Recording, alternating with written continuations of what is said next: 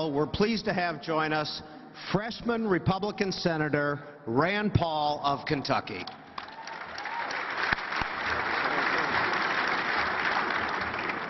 How to follow that crew, I don't know.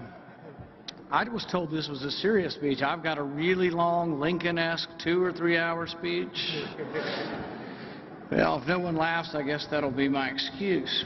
Some of you guys may have heard that I've come up to Washington and I'm living with my dad.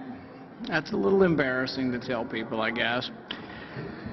I called him up and I said, you know how it is. People, teenagers, you're waiting and counting the days. I've got teenage sons. You're counting the days till they're maybe finding a place of their own. I called my dad. I'm 47 years old. And I said, Dad, can I move back home? And my dad says, nothing for about 30 seconds on the phone. And then, oh, sure, son, you're more than welcome. Some of the pundits have thought this was a little bit funny, and one cartoonist did a little caption about us, and in it has me in the kitchen asking Dad about, Dad, do you have anything you want to add on to the grocery list? And he's like, son, we don't do central planning around here. The next frame has him or me going up to my dad and saying, well, Dad, it's that time of the month to pay the rent. I'd like to write you a check for rent. My dad's response is, I only take gold and silver. Now, some of you may have heard that one of the Pauls might be running for president. It's a tough decision. I mean, you talk to your wife, your minister, if you're a Democrat, your spiritual advisor. It's a tough decision, but I mean, it's gotten even tougher. I mean, Sarah Palin sort of paved a new path for all of us. Now we've got to decide, do you want to be leader of the free world or have a reality TV show? I mean, it's really tough decision. Now, campaigning can have a certain amount of peril. And I don't have to make up any campaign stories because I lived them all. One of the low points or high points, depending on your perspective, was when a Japanese cartoon film came out about me depicting me committing a carjacking. My kids were like, was Grand Theft Auto based on your college years?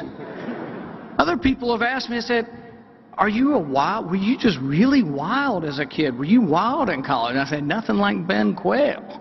I say, no, if you want to imagine me in college, you can imagine Billy Graham as a young man. It wasn't quite that. You can imagine Charlie Sheen as a young man. I was neither of those. Somewhere in the happy medium between those two might have been my youth. Now, one of the low points in the campaign might have been when in a nationally televised debate, my opponent said or asked, do you now or have you ever worshipped the water deity, your God that you call Aqua Buddha? And it's like we had practiced this debate over and over again. No one ever told me that I would have to answer that in a debate. But interestingly, the question, I don't really remember the Aqua Buddha. I called my friend in Europe and he said, do you remember us doing something with the Aqua Buddha? And he's like, oh no, we were performance athletes. We would never put anything into our bodies that would damage our ability to perform athletics. I didn't remember that either, but I was in Litchfield, Kentucky one day, and a woman comes up to me and she grabs me by the hair. And she said, just wanted to know if it was a toupee. And I said, lady, give me a break. I'm just having a bad hair day. But I became a little bit self-conscious about my hair because I learned there was a website out there that was wanting to know, and there was a big debate, there was a big blog line on this, whether it was a toupee or a tribble. Anybody watch Star Trek? You know what a tribble is from Star Trek, okay? It's a small furry animal that looks kind of like this. I really began to worry, though, when I, had people comparing my hair to Jim Trafficant's. Now, that's just a low blow. The only consolation so far, though, is no one has compared my hair to Donald Trump. So I'm doing okay there. Now, in the Senate, my mentor is Al Franken. That's the best laugh I got all night. I didn't even try a joke. Now, he's a comedian and also a senator. And, you know, I thought, the guy's been a comedy writer. I'll pick him as my mentor. I'll get him to write jokes for me. So he hadn't done crap. He won't write a joke for me. And he says, I only write jokes for people who are funny. I'm like, look, you wrote for Saturday Night Live for years. What's the deal here? That's sort of a slam on Saturday Night Live.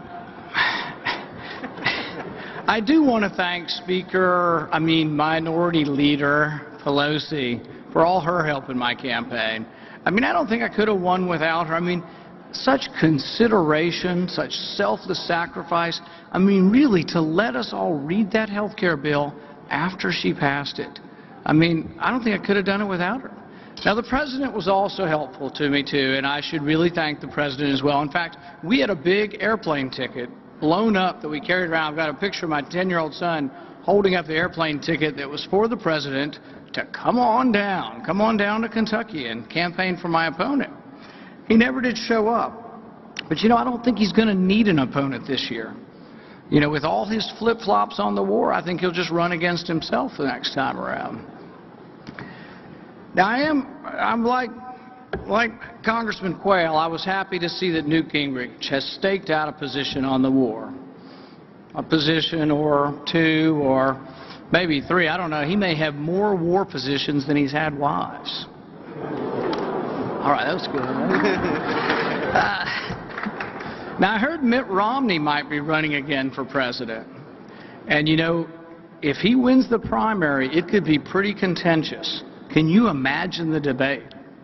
This is where I'm going to do an impression, but I've never done an impression before, so I'll go ahead and let you know the first one is the President.